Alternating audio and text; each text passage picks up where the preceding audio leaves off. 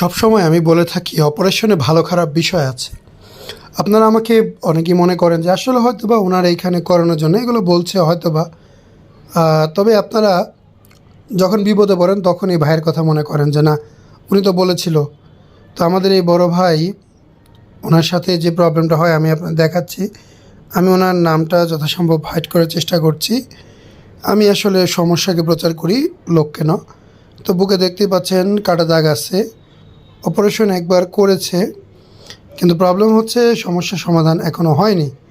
তো উনি আমার কাছে কি পরামর্শ চেয়েছে, চলেন আপনাদেরকেও আমি একটু শোনাই যে পরামর্শটা কি চায়।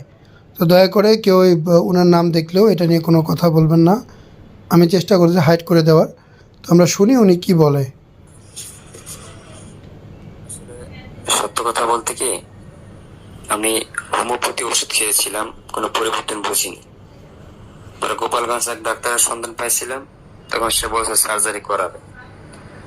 তার কাছে গেছিলাম, সে হালকা নিচ থেকে কেটে অল্প একটু চর্বি বের করছিল শুধুমাত্র, কিন্তু কোনো টিস্যু বের করে নাই, যার কারণে আবার আগের মতো হয়ে গেছে। এখন আপনি যদি ফুল ক্লিয়ার আমার চিকিৎসা করতে পারেন ইনশাল্লাহ, আমি হয়তো 4-5 দিন পরই আমি আপনার সাথে যোগাযোগ করব।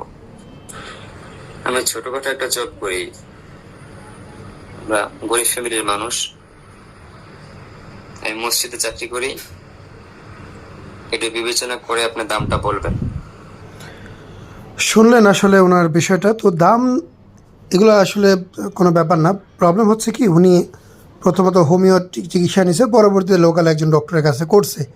তো এখন গ্রামের যে খরচটা, ঢাকার খরচটা একদমই ভিন্ন। গতকালকে আমি একটা পোস্ট করেছিলাম, হয়তো বা দেখছেন, যে আমার ওয়াইফের আমরা বেবি সিজারের মাধ্যমে ডেলিভারি হয়েছে। সেখানে প্রায় আমার 1 লক্ষ টাকার উপরে ক্লিনিকে বিল। অন্যান্য জায়গায় বা গ্রামে 1000, 12,000, 14,000, 8,000, 20,000 টাকার ভিতরে হয়ে যায়।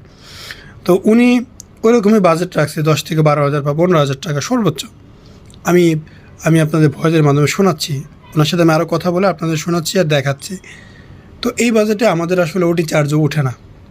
তো এখানে আমরা কিভাবে করব?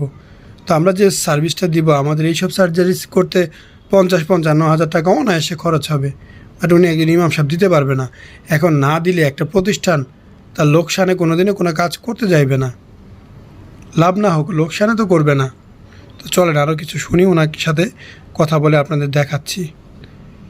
আপনি কয় টাকা বাজেট করছেন আমাকে কনফার্ম করে জানান যে ভাই এই কয় টাকা হলে আমি করতে পারবো।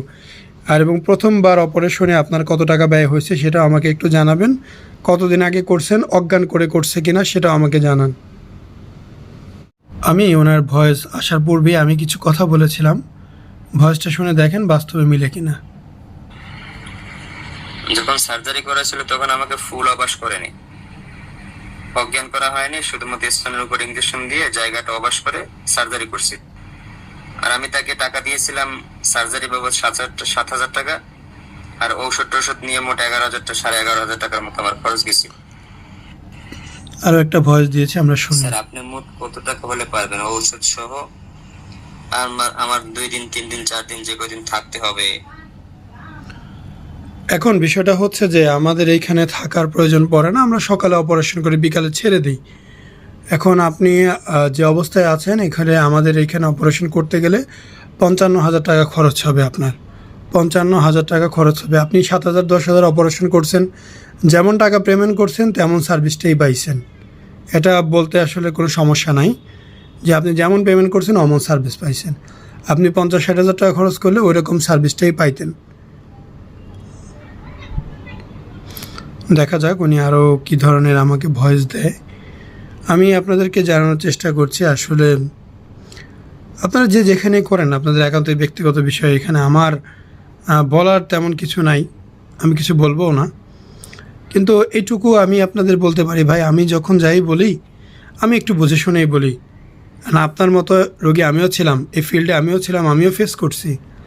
সো এখন আমি আপনাকে যেটা বলবো সেগুলা আমার জীবন থেকে নেওয়া, আমার বাস্তবতা থেকে নেওয়া।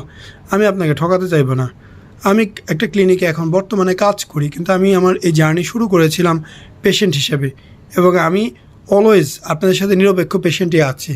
হ্যাঁ, আমার প্রতিষ্ঠানে এসে করালে আমাদের প্রতিষ্ঠানে বেনিফিট আছে। হ্যাঁ, আমাদের বেনিফিট আছে প্রতিষ্ঠানে, তাই না? একটা প্রতিষ্ঠানে কাজ চলবে, প্রতিষ্ঠান থেকে আমাদের স্যালারি হয়। সো সেই হিসাবে আমাদের প্রতিষ্ঠানে অবশ্যই লাভ আছে, বাট না করলেও আমার কোনো ক্ষতি নাই, কারণ আমি চাই আপনি আপনার ইচ্ছা মতো পছন্দ করেন ভাই। আমি শুধু আপনাকে সঠিক তথ্যটা দেওয়ার চেষ্টা করব। আমি যেহেতু এখানে আসি, যদি এখানে আসেন সর্বোত্তক একটা সেবা পাবেন, সর্বোচ্চ সেবাটা পাবেন ভাই, এইটুকু নিশ্চয়তা আমি দিতে পারি। তো দেখি উনি কি বলে।